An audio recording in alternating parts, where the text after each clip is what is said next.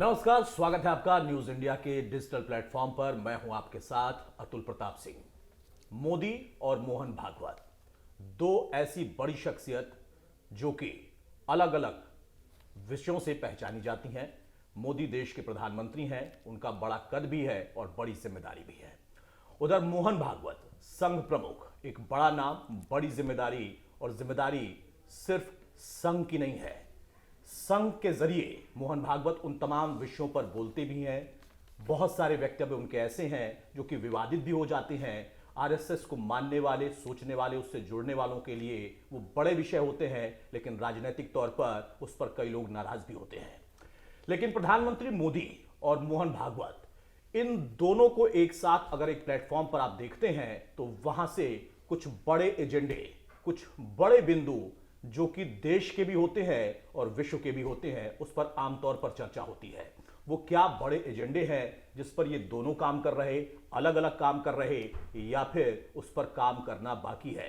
इस पर चर्चा करने के लिए हमारे editor in chief Arvind Chaturvedi हमारे साथ मौजूद हैं। अरविंद जी, मोदी और मोहन भागवत बड़े नाम हैं, बड़ा कद है, लेकिन मैं आपसे जानना चाहूंगा कि जब इन दोनों शख्सियत को एक साथ हम सोचते हैं तो क्या वो प्रमुख बिंदु हैं, कौन से एजेंडे हैं जिस पर ये दोनों काम कर रहे, या फिर संघ के एजेंडे पर मोहन भागवत अकेले चल रहे या मोदी का साथ लेकर चल रहे?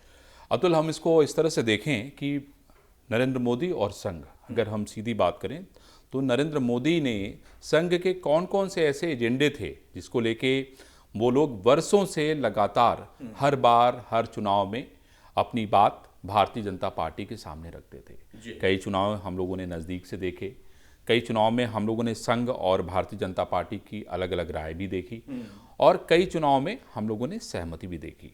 लेकिन 2014 में नरेंद्र मोदी के आने के बाद हम ये कह सकते हैं कि कैसे संघ के एक के बाद एक एजेंडे को नरेंद्र मोदी की सरकार और नरेंद्र मोदी पूरा करते हुए जा रहे हैं, जो अपने आप में बहुत बड़ी बात है। कल जिस तरीके से मोहन भागवत ने अयोध्या में राम ध्वजा जब फहराया जा रहा था, उस दौरान अपनी स्पीच में कहा कि आज लाखों करोड़ों उन लोगों की आत्मा को शांति मिली होगी जिन्होंने राम मंदिर आंदोलन में भाग लिया था, जो उसके लिए शहीद हो गए थे, जिन्होंने उसके लिए जान दे दी थी। तो ये एक कोई साधारण बात नहीं है, ये बहुत बड़ी बात है। और ये वर्षों का सपना था, विश्व हिंदू परिषद का हो, चाहे आरएसएस का हो, चाहे भारतीय जनता पार्टी का हो, चाहे इससे जुड़े जो अलग अलग संगठन जिन्होंने राम मंदिर के लिए काम किया है, तो उस विचारधारा के साथ जो जुड़े। हाँ, अब मैं आपको ये बताना चाहता हूं कि संघ बेसिकली दो तरीके की डिमांड्स अलग अलग तौर पे भारतीय जनता पार्टी से कर रहा था। वो क्या है वो मैं आपको बताता हूं। पहली जो बात है वो ऐतिहासिक कोर और वैचारिक लक्ष्य। मतलब इतिहास में जो गड़बड़ियां उनको नजर आती हैं, उसको लेके उनके बहुत सारे सवाल थे, और उसको किस तरीके से वैचारिक तरीके से उसको पूरा किया जाए, एक तो ये है। और दूसरा समकालीन और सामाजिक सांस्कृतिक परिवर्तन का लक्ष्य। ये दो मुख्य उद्देश्य जो है वो संघ के थे, जिसको लेके एक बड़ा एजेंडा जो है संघ दशकों से चला रहा था। उदाहरण के तौर पे हम आपको बता दें, जैसे अयोध्या में राम मंदिर का निर्माण। दूसरा मैं आपको बता दूं कि सामान्य नागरिक आचार संहिता यूसीसी का कार्यान्वयन, यूनिफॉर्म सिविल कोड, और सामाजिक सांस्कृतिक परिवर्तन लक्ष्य में जो 5 परिवर्तन हैं, जो अभी मोहन भागवत में शताब्दी वर्ष की शुरुआत में पंच परिवर्तन पे जोर दिया। उसमें क्या क्या है? उसमें 5 संकल्प है। पहला संकल्प है व्यक्तिगत परिवर्तन। जीवन में आपको व्यक्तिगत रूप से चीजों को परिवर्तित करना चाहिए, के अंदर व्यक्तित्व परिवर्तन किस तरह से परिवर्तन करें, वो है। दूसरा है पारिवारिक परिवर्तन। हम भारतीय संस्कृति, भारतीय सभ्यता को किस तरीके से आत्मसात करें, उसका घरों तक पहुंचाना, उसको प्रचारित करना, प्रसारित करना। उसके अलावा सामाजिक परिवर्तन। समाज में अगर परिवर्तन होगा तभी देश आगे बढ़ेगा। चौथा उन्होंने कहा है कि जो पर्यावरणीय परिवर्तन है वो भी बेहद आवश्यक है, क्योंकि अगर आज आप देखें, बहुत बड़ा मुद्दा है, बहुत बड़ा मुद्दा है, और पूरे यही भारत में ही नहीं, पूरी दुनिया में। अभी आज मैं एक रिपोर्ट पढ़ रहा था, उसमें ये कहा गया कि जो ठंड है वो 50% कम हो गई, और ये क्लाइमेट चेंज हो रहा है, बर्फ जो है गल रही है। तो उससे आप देखिए, भालू जो शीत निद्रा में चले जाते थे 6-6 महीने के लिए, उनको नींद नहीं आ रही है। तो ये एक बहुत बड़ा सवाल है। और जो पांचवा एक आखिरी परिवर्तन है वो है राष्ट्रीय परिवर्तन। ये 5 जो है उनके संकल्प थे, ये जो है बेहद आवश्यक है। अब मोदी सरकार की नीतियां जैसे राष्ट्रीय शिक्षा नीति, पर्यावरण संरक्षण कार्यक्रम, नारी शक्ति पर सीधा जोर है ना, ये संघ के एजेंडे के अनुरूप अच्छा, है। अरविंद जी, मैं आपको यहाँ पर रोकूंगा क्योंकि जब बात होती है संघ की, तो संघ एक संगठन, संघ की एक विचारधारा, संघ से जुड़े लोग जिनका एक बड़ा तबका है, लेकिन उनसे नाराजगी भी एक बड़े तबके की है। या हमारे देश के अंदर खासतौर पर हम देखें तो पॉलिटिकली ये मुद्दा बहुत छाया रहता है और आप बड़े करीब से जानते हैं, दशकों से आप देख रहे हैं चीजों को।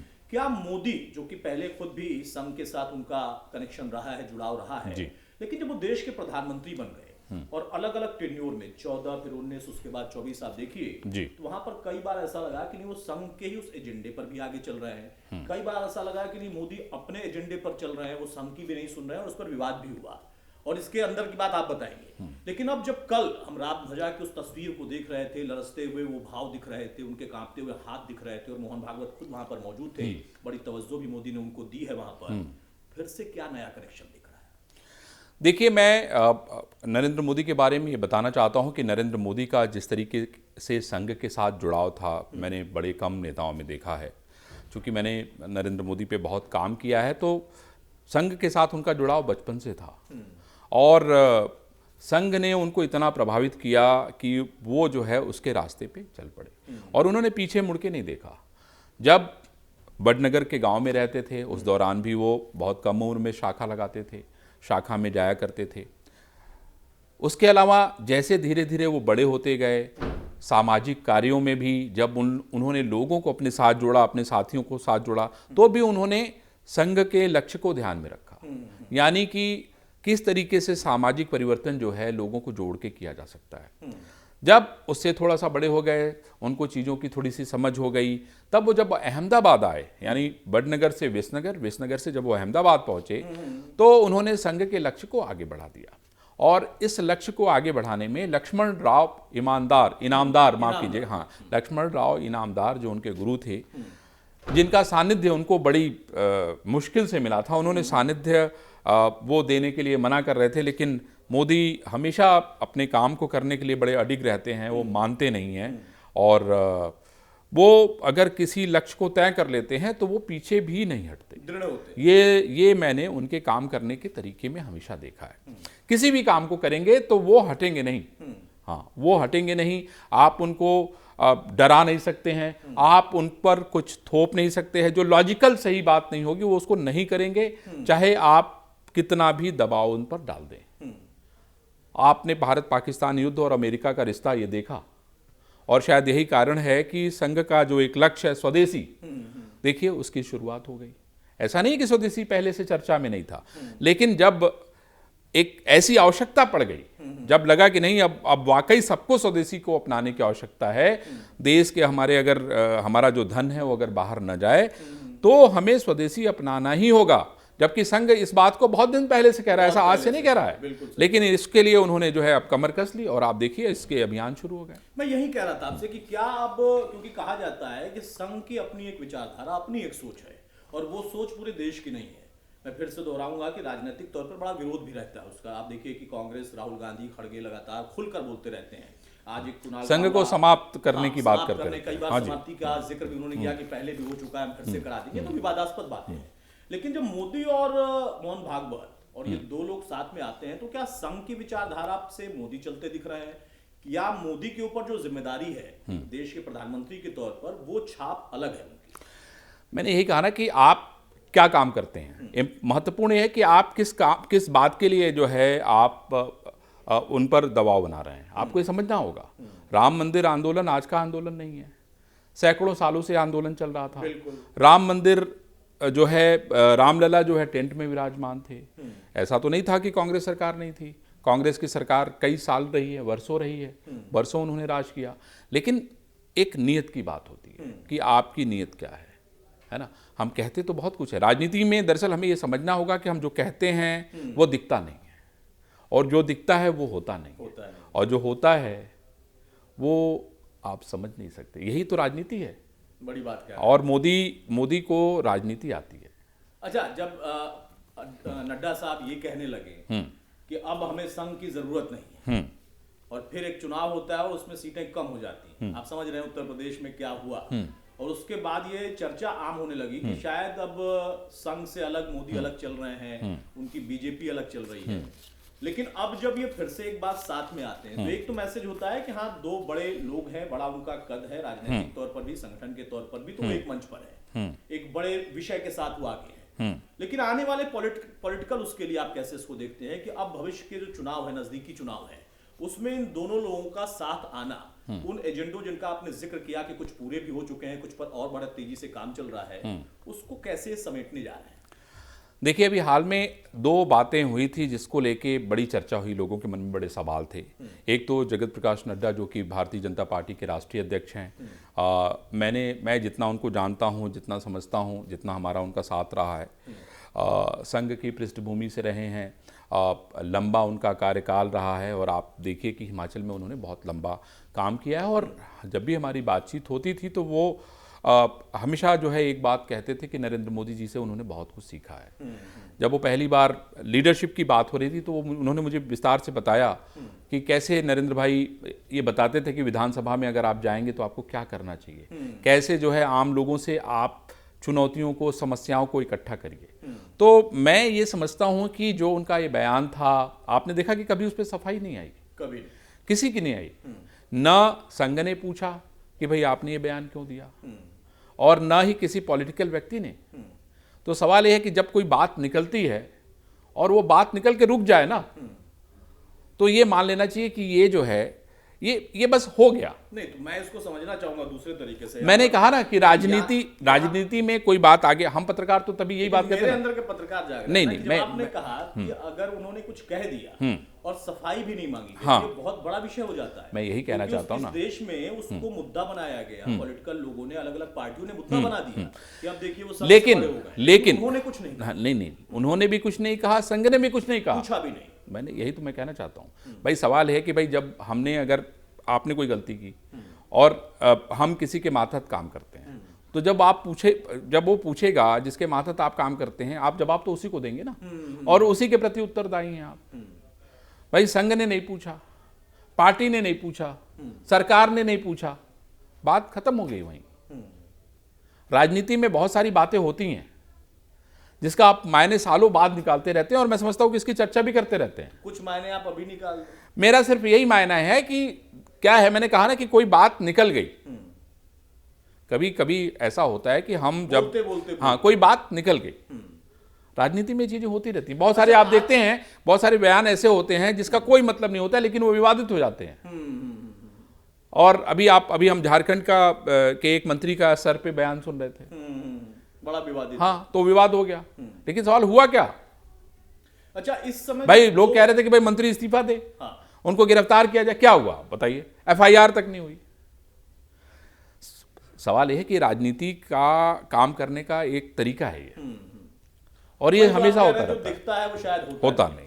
अच्छा, फिर से हम लौटते हैं उसी विषय पर कि अब आने वाले समय के लिए अगर हम मोदी और मोहन भागवत की निगाह से देखें उन मुद्दों को, जो कि बहुत ज्वलंत भी हैं, बहुत लंबे अरसे से उस पर काम भी हो रहा, मांग भी है और उसकी खिलाफत भी है, कौन से प्रमुख मुद्दे? देखिए, जो सबसे बड़ा मुद्दा है उसमें एक मथुरा का बड़ा मुद्दा है, और संघ भी चाहता है, क्योंकि कृष्ण की जन्मस्थली और कृष्ण से जुड़ाव और कृष्ण की इतनी सारी बातें, राधा रानी का इतना प्रताप जो मथुरा में देखने को मिलता है, तो लोगों को लगता है कि नहीं, मथुरा भी जो है अयोध्या की तरह उसका भी जो है निराकरण होना चाहिए। संघ भी इस बात को कह रहा है, यानी काशी और अयोध्या के बाद हाँ, मथुरा। दूसरा जो महत्वपूर्ण बात है, कल जिसको मोदी ने भी अपने उद्गार में कहा, उन्होंने कहा है कि हमारा सिर्फ ये काम नहीं है कि हम आज के लिए जिए, हम कल के लिए जी रहे हैं, हम कल के भविष्य के लिए जी रहे हैं, हम कल भारत को एक ऐसा देश बनाने के लिए जी रहे हैं जिसको दुनिया जो है ऐसे देखे। 2047 तक की जो बात हो रही है कि विकसित भारत बनाने की बात कर रहे हैं, तो उसमें सबसे महत्वपूर्ण है कि जो हमारी शिक्षा व्यवस्था है, जो 188 साल पहले, अगर हम लॉर्ड मैकाले की बात करें, उन्होंने जो शिक्षा व्यवस्था की रचना की है, उस व्यवस्था को हमें ध्वस्त करना है। उन पुरानी व्यवस्थाओं को ध्वस्त करके हमें एक नई व्यवस्था बनानी है। हमें भारत के संस्कार, संस्कृति और उसके सम्मान को लेके जो है एक ऐसी व्यवस्था, एक ऐसी संरचना करनी है जो हमारे देश, हमारे लोगों को जो है जोड़ने का काम करे। आपने बहुत अच्छा विषय उठाया, और जब प्रधानमंत्री इस बात का जिक्र कर रहे थे तो उन्होंने ना सिर्फ मैकाले का वहां पर एक तरीके से जिक्र किया, बल्कि साथ साथ एक पॉलिटिकल बड़ा वार भी किया है। उन्होंने कहा कि गुलामी वाली मानसिकता, अब आप समझ सकते हैं जिसको आप कह भी रहे थे कि वो गुलामी वाली मानसिकता कैसे आई, उसको आगे बढ़ाने वाले कौन लोग थे, कौन लोग सत्ता में रहे। कांग्रेस सीधे तौर पर उनके टारगेट पर थी। क्या आप माने कि शिक्षा प्रणाली में आने वाले समय के लिए जो आप संकेत दे रहे हैं कि इन दो बड़ी शख्सियतों ने अपने बातों में, अपने संबोधन में उसका अगर जिक्र किया है तो बदलाव आ सकता है, दिख रहा है आना? नहीं, बदलाव होना शुरू हो गया है। आपने देखिए एनसीईआरटी ने अपने सिलेबस में बदलाव कर दिया। नहीं, बड़े बदलाव आपको नजर आएंगे। मैं आपको बता रहा हूँ, उस पर लगातार काम हो रहा है, पिछले कई सालों से काम हो रहा है। और मेरा ये भी कहना है कि वो बदलाव अब आपको नज़र धीरे धीरे आने लगे हैं। चाहे आप देखिए कुलपतियों की नियुक्तियों में, आप देखिए पाठ्यक्रम में, आप देखिए नई आप देखिए कि इन्होंने, जैसे कि अकबर महान कहते थे, है ना, और टीपू को भी महान कहा जाता था, ये सारी बातें खत्म हो गई। इन लोगों को लगता है कि ये जो लोग हैं उस समय जो इतिहास की रचना की गई वो कुछ खास लोगों के लिए की गई। कुछ खास ऐसे लोग थे दरबारी जो इतिहास को अपने अपने तरीके से उन्होंने उसको रचने का काम किया है। तो संघ का ये बड़ा एजेंडा है कि इस संस्कृति को भी हमें बदलाव, खास लोगों के लिए और खास समुदाय के लिए। तो ये भी एक बड़ा सवाल है और उस पर भी काम हो रहा है। और मोदी ने कल शायद इसीलिए अयोध्या से इसका ऐलान किया है। अच्छा, जब अयोध्या से इसका ऐलान होता है और ये फिर पॉलिटिकल एक बड़ा संदेश दी जाएगा, और आपने मथुरा का भी जिक्र किया, तो 27 से बहुत नजदीक है। मैं इस सवाल को जरूर लेना चाहूंगा कि जब हम 2027 के चुनाव को उत्तर प्रदेश की निगाह से देखेंगे तो इन दोनों लोगों का साथ आना, उन मुद्दों पर कुछ कहना, और फिर उससे क्या कोई एक बड़ा और पॉलिटिकल मैसेज भी निकल रहा है क्या, जो आप समझ पा रहे हैं? निश्चित रूप से पॉलिटिकल मैसेज इसलिए निकल रहा है क्योंकि उत्तर प्रदेश का चुनाव बेहद अहम है। और अयोध्या, मथुरा और काशी, अयोध्या, मथुरा और काशी तीनों उत्तर प्रदेश में है। और मैं समझता हूं कि देश की सबसे बड़ी जनसंख्या भी उत्तर प्रदेश में रहती है। तो उत्तर प्रदेश में पिछले चुनाव पे अगर हम नज़र डालें तो विधानसभा में भारतीय जनता पार्टी ने बहुत अच्छा प्रदर्शन किया। उनकी सरकार बनी और योगी आदित्यनाथ, जो कि भगवा पहनते हैं और हिंदुत्व के प्रतीक हैं, भगवा के प्रतीक हैं, गोरखनाथ मंदिर के जो है मठाधीश हैं, वो वहाँ के मुख्यमंत्री बने। 2025 में जब हम लोकसभा का चुनाव देखते हैं, उस चुनाव में जो है समाजवादी पार्टी या जिसको कहें पीडीए या कांग्रेस मिलके जो है बहुत सारी सीटों पे विजय पाती है। तो ये सारी बातें अगर हम ध्यान में रखें, जिसमें आपने देखा कि अयोध्या का उस समय तक मंदिर बन गया था, है ना, लोगों को उम्मीद थी कि नहीं अयोध्या जो है बहुत चमत्कार करेगा, लेकिन अयोध्या के नाम पे लोगों ने वोट नहीं दिया। बिल्कुल। सवाल ये है कि आपको इस बात को समझना होगा कि आप जिस तरीके से राजनीति करते हैं उस तरह से जनता नहीं सोचती है। बिल्कुल। जनता तो अपने तरीके से चीज़ों को कसौटी पे कसती है, और आपके जो नेता हैं उनको भी कसती है। पूरे परिवार में सभी लोग अच्छे नहीं हो सकते हैं। बिल्कुल। मुखिया हो सकता है अच्छा हो सकता है राजा अच्छा हो, बराबर नहीं होती। ये हम लोग बचपन से सुनते आए हैं, देखते आए हैं और ये दिख भी रही हैं। चलिए, तो अब देखना भी बड़ा दिलचस्प होगा जब हम लोगों ने चर्चा की कि दो बड़े नाम यानी मोदी और मोहन भागवत एक मंच पर रहे और वहां से कुछ बड़े संकेत दे, कुछ बड़े मुद्दों को फिर से छुए, जो कि भूतकालिक तौर पर चर्चा में रहे थे, लेकिन कई एजेंडों पर काम भी हुआ है। और वहां पर एक देश के प्रधानमंत्री और एक संघ के संगठन के मुखिया, वो जब उन एजेंडों को फिर से दोहराते हैं या फिर कहते हैं कि कुछ पूरे अगर हो गए तो कुछ की प्रतिबद्धता उतनी ही है या और दृढ़ संकल्पित हो गई है, तो फिर वहां से बात और बढ़ती है। अब वो उसका असर कैसे राजनीतिक तौर पर आएगा, चुनाव पर कितना असर होगा, जो कि अरविंद जी ने कहा कि कुछ चीजें ऐसी होती हैं राजनीति में जो आपको दिखती हैं कि सामने से ऐसा हो रहा, लेकिन उसके मायने दीर्घकालिक होते हैं, बहुत दूरगामी होते हैं, और वो उसके इर्द गिर्द ताना बाना बुनते रहते हैं। तो उसका परिणाम क्या कब निकलेगा, कैसे निकलेगा, इसके लिए इंतजार करना पड़ेगा। लेकिन संकेत भी बड़े हैं और ये दो बड़ी शख्सियत कुछ बड़े संकेत फिर से दे रहे हैं। अरविंद जी, मैं यहाँ पे सिर्फ यही कहना चाहता हूँ कि मोदी को सब समझ नहीं सकते हैं। मोदी लोगों को चौंकाना जानते हैं। मुझे याद है काशी विश्वनाथ मंदिर जिसमें कोरोना काल में बन रहा था, और जब लोगों के सामने आया ना तो लोगों को विश्वास नहीं हुआ कि क्या ऐसा हो सकता है। तो मोदी को चौंकाना लोगों को अच्छा लगता है। मोदी को इतना आसान नहीं है कि आप जो है भाप जाएं। मोदी एक साथ कई विषयों पे एक साथ एक जगह के लिए काम करते हैं, और मैं ये भी जानता हूं कि मोदी चमत्कार करना जानते हैं। यानी मोदी ये कह की सकते ये हैं विशेषता कि है, फैसले भी उनके चौंकाते हैं और परिणाम भी उसके चौंकाते और मेहनत भी, हैं। मेहनत भी, उसमें कोई शक नहीं। कोई शक नहीं है। जी। तो आज भाई, मेहनत के साथ साथ जब फैसले आपको चौंकाएं, और चौंकाएं तब ज्यादा कि जब जो फैसले लिए गए उसका परिणाम जब दिखा, तो अपने आप में लोगों को कनेक्ट कर गया, जोड़ गया कि हाँ, कुछ कहा गया था तो वो हुआ भी है या उसका स्वरूप बड़ा भी है। तो अब आने वाले समय के लिए कुछ बड़े फैसले, उसके संकेत तो मिल रहे, लेकिन कितना जल्दी उसके बारे में और जानकारी मिलेगी, इसके लिए आप हमारे साथ जुड़े रहिए। आज के लिए बस इतना ही। नमस्कार। नमस्कार।